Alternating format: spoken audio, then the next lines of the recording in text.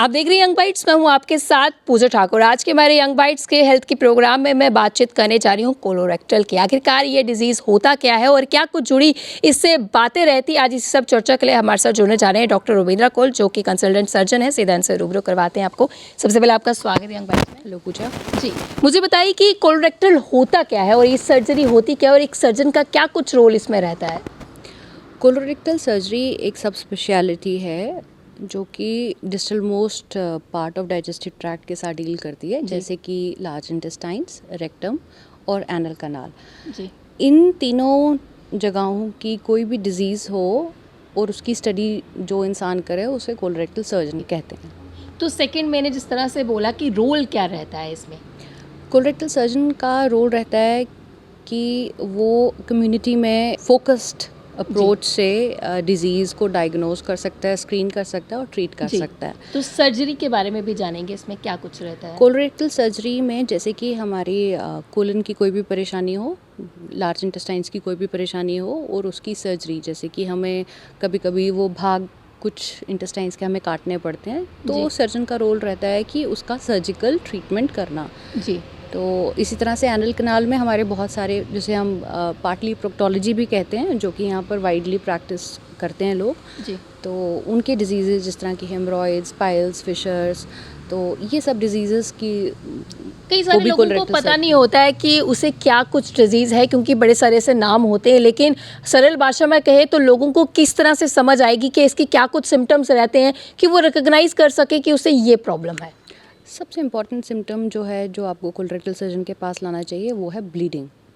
आपके रेक्टम के through bleeding आ रही है, आपके स्टूल से पहले या स्टूल के बाद या स्टूल के साथ आपको ब्लीडिंग आ रही है, आपको पेन हो रही है, आप कॉन्स्टिपेटेड रहते हैं, आपको मॉर्निंग में फटाफट बाथरूम में दौड़ना पड़ता है और उसमें सिर्फ म्यूकस डिस्चार्ज निकलता है, जैसे कि आपको वेट लॉस हो रहा है, जैसे आपका एपेटाइट कम हो गया है, या आपको कोई स्वेलिंग है आपके पेरियनल रीजन में, या कुछ मास बाहर आ रहा है आपका एनल कनाल के थ्रू, या आप स्टूल पास करना चाहते हैं पर नहीं कर पा रहे। ये कॉन्स्टिपेशन भी एक सबसे बड़ा जो इसमें मैं कहूँगी कि रहती है प्रॉब्लम, उसकी इस वजह से भी ब्लीडिंग स्टूल पास करते वक्त होती है। बिल्कुल, कॉन्स्टिपेशन वैसे ही एक बहुत बड़ा टॉपिक है इन इटसेल्फ, तो जिसका मतलब it's a wide spread disease, it's a most common disease.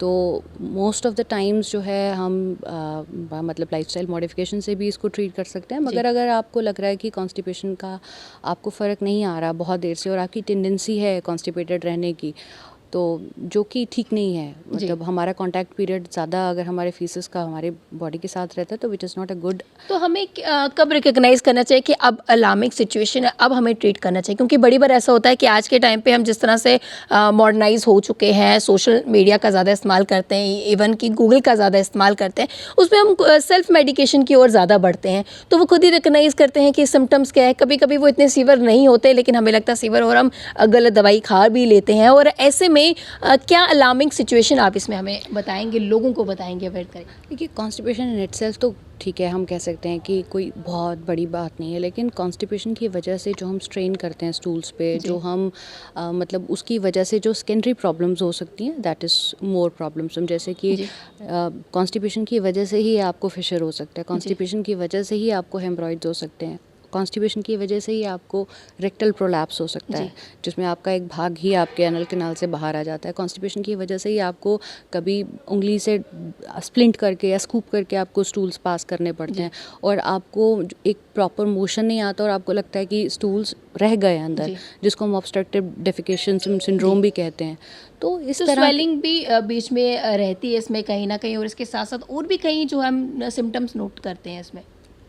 Constipation की वजह से ही मैं कह रही हूँ कि ये सारी प्रॉब्लम्स आ सकती हैं, तो हमें कॉन्स्टिपेशन को लाइट नहीं लेना, क्योंकि इसी की वजह से काफ़ी ज़्यादा कॉम्प्लिकेशंस बढ़ती हैं। जड़ तो ये है, और इसके बाद जो है तमाम जो भी प्रॉब्लम जो इसके रिगार्डिंग होती है वो रहती है। बिल्कुल, काफ़ी इसके साथ काफ़ी सेकेंडरी डिजीज एसोसिएटेड है। लगातार आप अलग अलग क्षेत्रों में जिस तरह से आपकी ड्यूटी रहती है, अभी सांबा में जिस तरह से आपकी ड्यूटी है, वहाँ पर भी ग्रामीण क्षेत्रों के लोग आते हैं, उन्हें किस तरह से अवेयर करते हैं और उनमें क्या कुछ चेंजेस आप देखते हैं कि नहीं इस चीज़ की अवेयरनेस की ज़रूरत है और कहाँ पर वो लैग कर जाते हैं?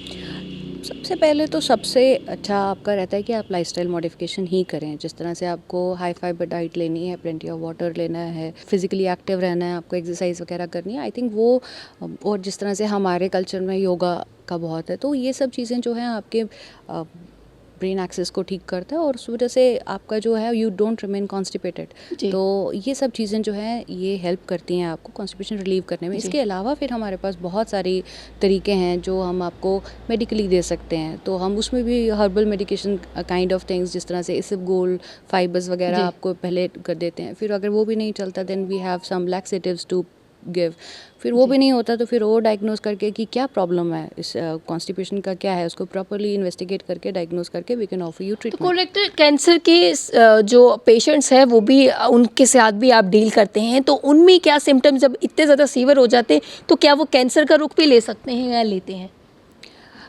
Colorectal cancer in itself is a very broad spectrum disease, बहुत ज़्यादा। तो आप सोचिए कि कोलोरेक्टल कैंसर जो है वैसे भी इस वक्त थर्ड नंबर पे आ रहा जी। है वर्ल्ड वाइड जो है। ओके। तो इट्स अ बिग प्रॉब्लम, और उसमें उससे भी ज़्यादा प्रॉब्लम ये है कि आजकल यंग ऑनसेट कोलोरेक्टल कार्सिनोमा का ज़्यादा, मतलब जो हमारे 50 से नीचे वाले लोग जो हैं उस सबसेट में हमारा कैंसर बहुत ज़्यादा पाया जा रहा है। उस वजह से क्या है कि हमें एक रेगुलर स्क्रीनिंग कम्युनिटी लेवल पे, जिस तरह से इस वक्त मैं काम कर रही हूँ, तो एक स्क्रीनिंग जैसे कि एक simple DRE examination, history, physical examination से हम काफ़ी लोगों को स्क्रीन कर सकते हैं।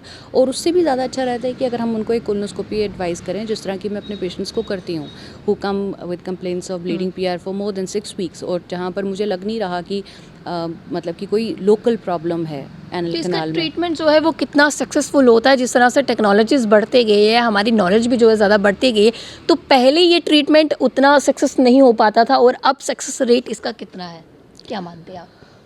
कोलोरेक्टल कैंसर इस वक्त सबसे बेस्ट कैंसर है, मतलब it's one of the best cancers to have. Why? Because हमारे पास इसकी सर्जिकल मोडालिटीज़ की ट्रीटमेंट भी बहुत ही ज़्यादा एप्ट हैं, और इसके अलावा जो हम उनके साथ न्यू एडजुवेंट और एडजुवेंट थेरेपीज़ देते हैं वो भी बहुत ज़्यादा। आपने अभी रिसेंटली सुना होगा कि रेक्टल कैंसर को हमने सिर्फ दवाई से ही ठीक कर दिया जी। था। तो that is the kind of achievement that we have brought in this field. It's not because of me, but it's not because of colorectal surgeons, but definitely as a multi modality treatment Awareness for. भी हम इसमें हाँ बोल हाँ। सकते हैं। तो इसमें सबसे इम्पॉर्टेंट जो रहता है कोलोरेक्टल कैंसर्स में रहता है कि आप कौन सी स्टेज में अपनी डॉक्टर के पास आ रहे हैं। जी। तो सेम कम्युनिटी लेवल पे डायग्नोज अर्ली हो सकता है। आपको अगर ब्लीडिंग की परेशानी है, वेट लॉस हो रहा है, कॉन्स्टिपेटेड हो आप बहुत देर से, आपको कुछ म्यूकस डिस्चार्ज हो रहा है, और आपको मतलब हेवीनेस फील होती है, और आपको स्टूल पास करने का मन करता है पर आप नहीं कर पाते, तो ये सारी चीज़ें परेशानी लेके आपको अपने डॉक्टर को दिखाना चाहिए। एक colonoscopy you should get after 40 years of age. और तो क्या एक मैसेज जो है आपकी तरफ से रहने वाला है, चाहे वो लाइफस्टाइल को लेकर हो, चाहे सिम्टम्स को रिकग्नाइज करने को लेकर हो?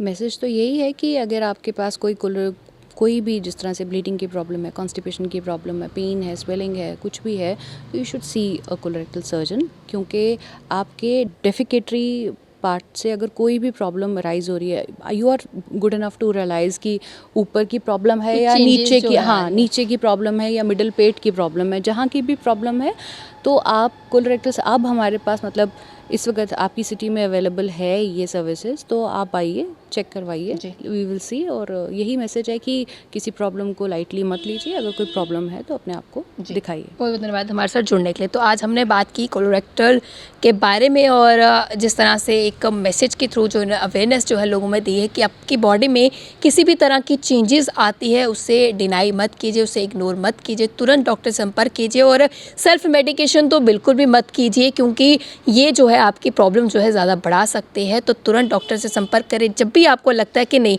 डेली रूटीन से ज़्यादा जो है, जो आप डेली रूटीन में जिस तरह से जीते हैं, लेकिन कहीं ना कहीं कोई आपको प्रॉब्लम आ रही है या कहीं ना कहीं आप डिस्कम्फर्ट हो रहे हो, तो आपको तुरंत डॉक्टर से संपर्क ज़रूर करना चाहिए और अपनी लाइफस्टाइल की ओर भी ध्यान ज़रूर देना चाहिए।